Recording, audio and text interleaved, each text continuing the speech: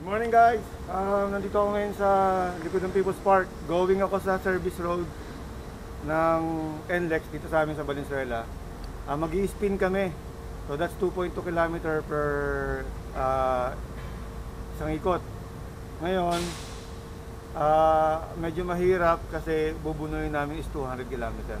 So guys, we will do at ODAX 200 km virtual brevet ride. So this is for 2020 ride for Smile Train. So ilalagay ko na sa description yung link going to that charity event na gaganapin ngayong araw actually. So these are international event. Ngayon, isa ang ODAX Philippines na nag-participate as a team member. Ngayon kami naman, ang kaibigan ko si Daryl, nag-register kami for ODAX Philippines para sumali o maki-join dito sa event na to. Ngayon, ang first plan talaga is going to Tarlac. Pero dahil sa bagyo na Ulysses, nag-alangan kami kasi mamaya maraming baha pa o kaya naman hindi maganda yung road condition dahil nga sa baha.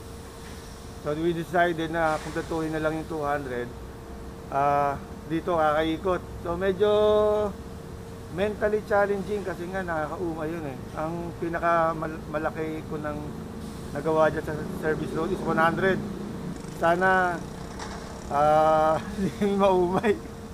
Hindi kami maumay kakaikot dito, pero we will do our best para makomplete yung 200 today. So my plan, kasi magkaiba kami ng pace ng kasama ko eh.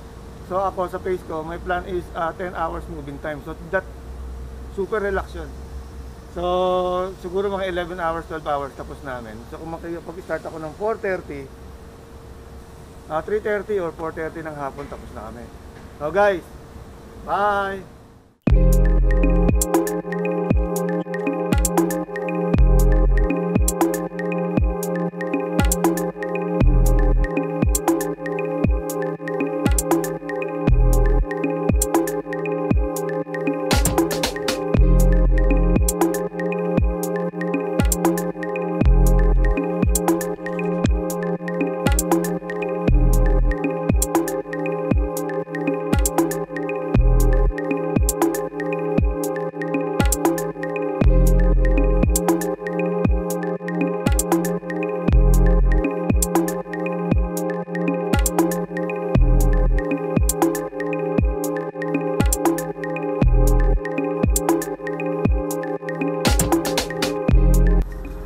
Morning guys, ito na yung makikita nyo sa vlog ko to.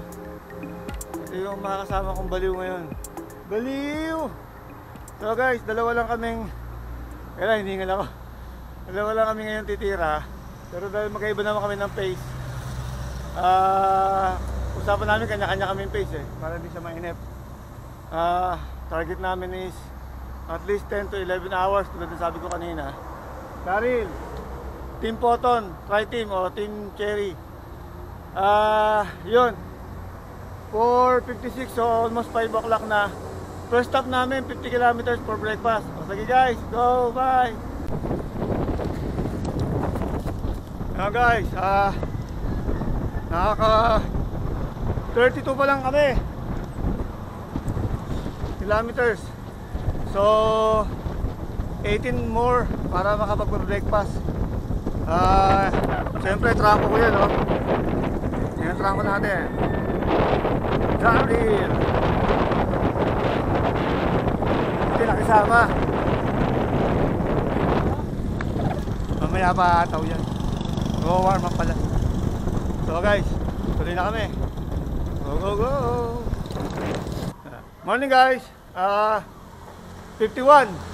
So hanap po na kami ng almusalan. As usual, same as real ODAX, kada 50, pahinga. So, hanap-hanap taxi yan. Ayun o, pagod na ako eh. Kaya, sana makakita ng kainan dito.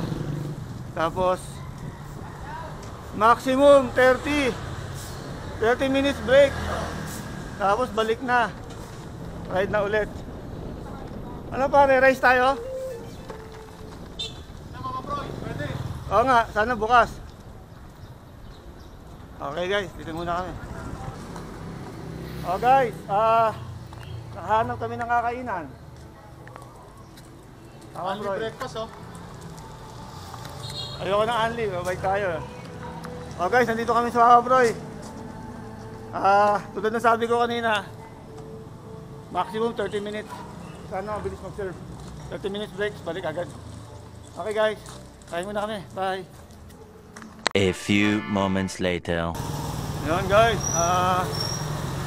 naka-breakfast na kami. So, resume na kami ng ride. Sakto, yung oras namin, 7 o'clock. Resume ng ride, another 50. So, tansya ko, before lunch or 12. Makaka-100 na kami. Tapos, stop over ulit nun para mag-lunch. So, sige guys, ride na.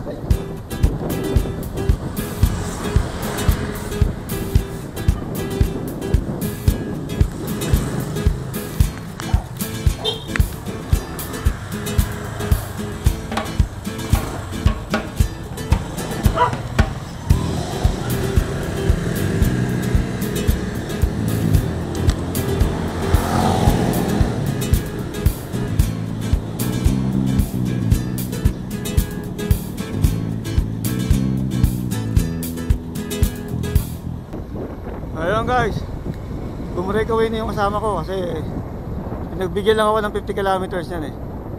Nasabay kami, para sabay kami ng breakfast. Pero bibira na yan. Ayun. Yun no. Pag ganitong oras, mga 6 o'clock to 9 o'clock, maraming nagbabike dito. Mga naka-peloton pa. So training din sila oh. Ayun, ngayon ako hirap pumadyak, sobrang busog. Pitik-pitik lang muna. Kasi hanggang sandya ko, hanggang alas 3 pa kami ng hapon. Mali ang kwenta ko pala, mali kanina. So, kung dire-diretso kami hanggang 12 o'clock, 150 na pala yun. 150 km. Sasagarin na siguro namin. Hinto lang kami ng 100 or quick bite snack. Pero ayun. Anyway, nga pala itong iniikutan namin, kung hindi nyo pa nakikita, may ahon nga pala to. 200 meters lang yan na ahon. So yung inahon mo, lulusungin mo rin naman sa kababayan eh. So all in all, ang effort mo para ka rin nakasaplat. Yun guys. Ano? Bye.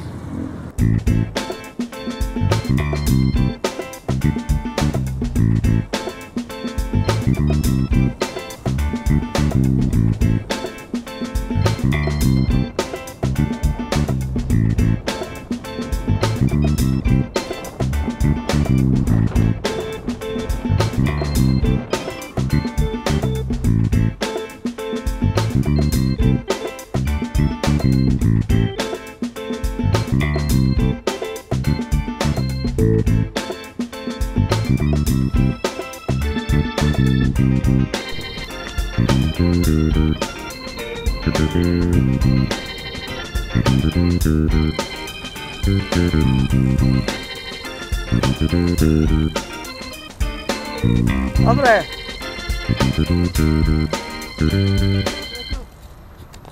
Oh guys, nakaka 100 na kami. Kalahati na. Coffee break kami dito sa Tambayan. Tapos resume na kami ng 9:30 ng umaga. So target namin 150 before lunch or lunchtime, 12 o'clock. Tama na guys, zero na kami. Pagod na ako.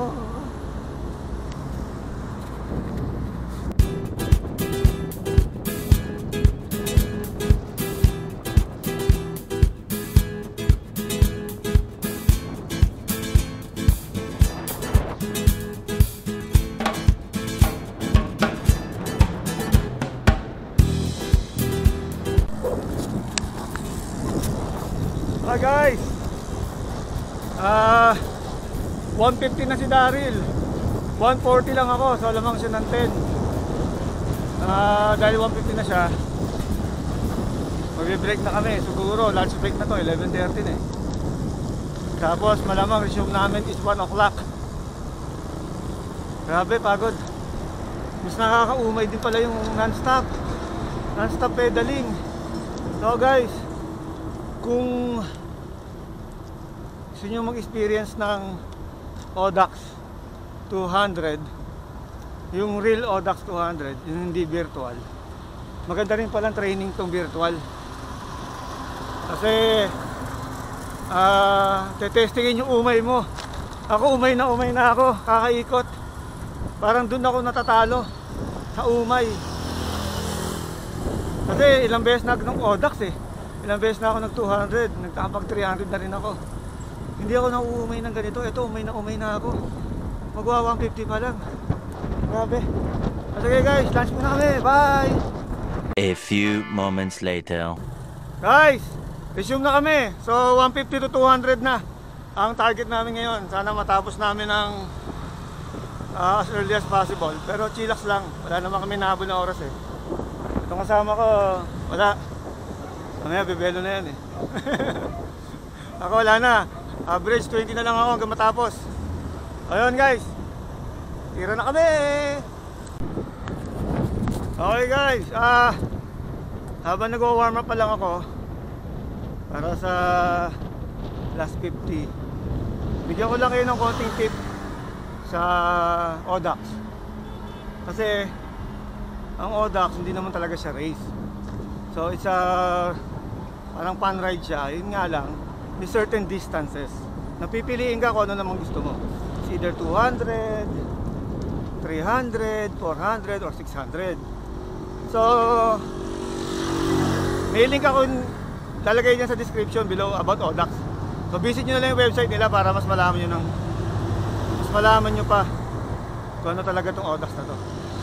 And then ako kasi ang style ko dito, kasi din ba ako malakas mag-bike, hindi ako lumalabas sa comfort zone ko. So kung halimbawa 200 to, ang comfort zone ko lang is average ng 20. So that means yung moving time ko magiging to 10 hours. So ganun, hindi na ako lumalabas doon. Kung lumabas man ako, konting-konti lang. Medyo ginanaan, ganun lang. Kasi pag bumira ako ng labas sa comfort zone ko, ganun din ang mangyayari. Mauubos din ako sa bandang dulo. Tapos wala na. Babagsak din ako sa 15 average, 12 average, so ganun din. So mini-maintain ko na lang yung hindi ako mawawasak. So guys, simple tip lang yun. Okay. One more thing guys. Siguro narinig nyo na to sa ibang naglo-long ride. Sa Audax o sa long ride, actually ang kalaban mo dito, sarili mong time, sarili mong diskarte. So dapat pag-aralan mo talaga yung paano mo i-consume yung time mo at saka yung energy mo na hindi ka mawawasak. Kasi siyempre masarap yung feeling na natapos mo yung ride na hindi ka parang patay. Hindi wasakan. Kung talagang powerful cyclist ka, walang problema. Kumbaga kasi tulad ako, yung 200 ko talaga sa Audax, natatapos ko yan 10 to 11 hours eh. Napakabagal. Pero may tumatapos yun ng 7. Yung mga yon talagang buhos power talaga yun. May mga ganun naman talaga. Pero sa mga average na nagbabike, lalo na sa bagong naglo-long ride, tandaan nyo lang yung ganun tip na be intelligent, be wise paggamit ng power at saka time. So yun lang guys. Guys, may makikigulo, last 50, ewan ko, P50 to. Makikigulo daw siya, wag lang uulan. Ha? Binasaan pa kayo ng ulan? Hindi. Hindi kayo napasado dito? Hindi kami. Pagkatapos, saka lang kami lumabas. Sakto kumakain kayo, ulan. Oo, kumakain kami doon sa bahay. Ayun, wala lang, pagod na kami. Ito, sariwa pa oh. Ano ako, may order ako eh. Okay. Mamaya.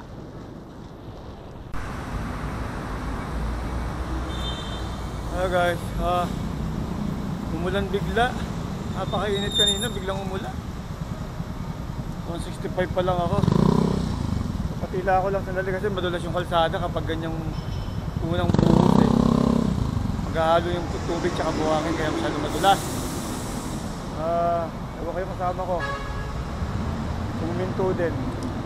Pero tingin ko tutuloy yun.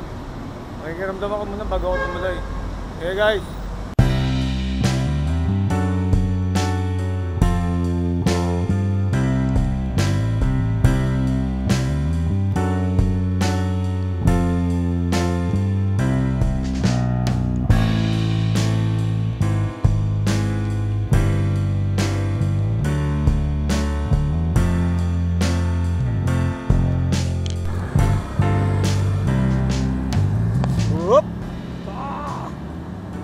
Pagod na guys.